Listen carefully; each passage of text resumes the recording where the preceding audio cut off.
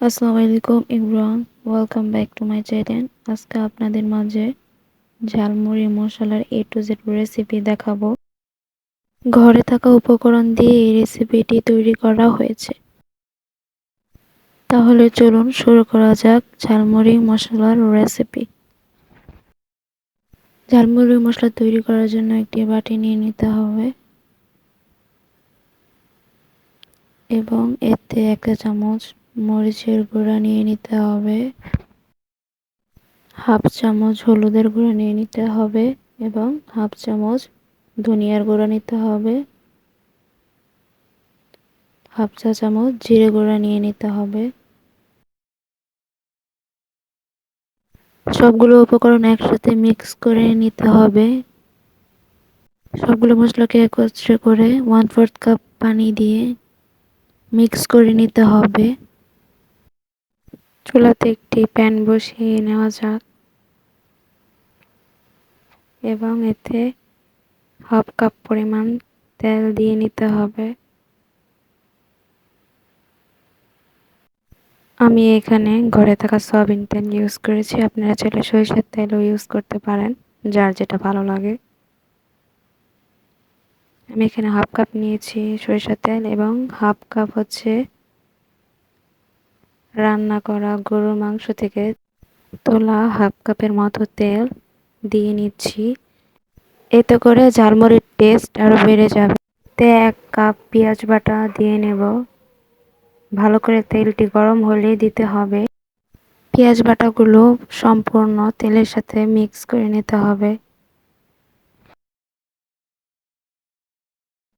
এখন এতে half cup পরিমাণ আদা রসুন বাটা দিয়ে দিতে হবে। তবে আপনাদের কাছে যদি আদা রসুন আলাদা থাকে তাহলে 2 চামচ পরিমাণ রসুন বাটা 1 চামচ পরিমাণ আদা বাটা দিয়ে নিতে হবে। এখন এতে স্বাদ মতো লবণ দিয়ে নিতে হবে। আমি এখানে হাফ চামচ পরিমাণ লবণ দিয়ে নিয়েছি। এখন এর মধ্যে আগে থেকেই মিক্স করে রাখা মশলাগুলো দিয়ে নিতে হবে।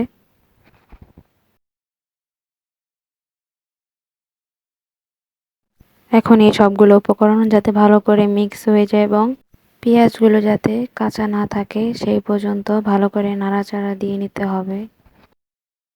প্রায় 5 মিনিটের মতো জাল করে নিতে হবে। এখন এর মধ্যে এলাচি, তেজপাতা ও দারচিনি দিয়ে নেব। যদি চান এগুলো গুঁড়ো করে দিতে তাহলে আগে এগুলো ভেজে তারপর ব্লেন্ডার দিয়ে ব্লেন্ড করে নিতে পারেন, তবে আমি এগুলো এমনিই দিয়ে নিয়েছি। এখন এর মধ্যে 1 চামচ চটপটির মশলা দিয়ে নিব। যদি আপনাদের কাছে না থাকে তাহলে ম্যাজিক মশলাও দিয়ে নিতে পারেন। এই সবগুলো উপকরণ দিয়ে নেওয়ার পরে দেখবেন এর মধ্যে একটি সুন্দর কালার চলে এসেছে। যতক্ষণ পর্যন্ত এরকম রেড কালার না হয়ে যাবে ততক্ষণ পর্যন্ত চুলা রান্না করে নিতে হবে। ঠিক এই সময় চুলা থেকে নামিয়ে নিতে হবে। এর কাছে থাকা যে কোনো কাচের পাত্রে এখন এগুলো সংরক্ষণ করতে পারেন। 6 মাসের পর্যন্ত সংরক্ষণ করে খাওয়া যাবে। আশা করি আপনাদের ভিডিওটি ভালো লেগেছে। Thanks for watching.